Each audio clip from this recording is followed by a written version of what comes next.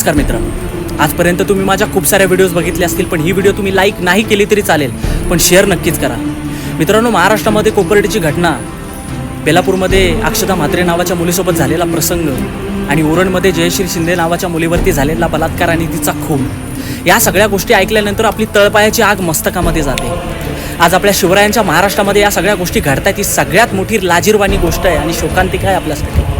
या सगळ्या गोष्टी झाल्यानंतर आपण व्हॉट्सअपला स्टेटस ठेवतो, जस्टिस फॉर वुमन, पण खरंच त्यांना जस्टिस मिळतो का? न्यायदेवतेच्या डोळ्यावरची पट्टी थोडीसुद्धा का हटत नाही आहे? महाराष्ट्र सरकार माझी लाडकी बहीण योजना घेऊन येत आहे, पण त्या योजनेचा लाभ घेण्यासाठी माझी बहीण तर जिवंत राहिली पाहिजे.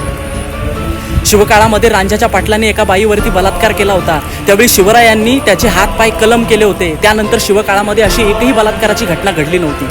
माझी महाराष्ट्र सरकारला कळकळीची विनंती आहे की असं कृत्य करणाऱ्या नराधमांना एकदा भर चौकामध्ये उभं कापा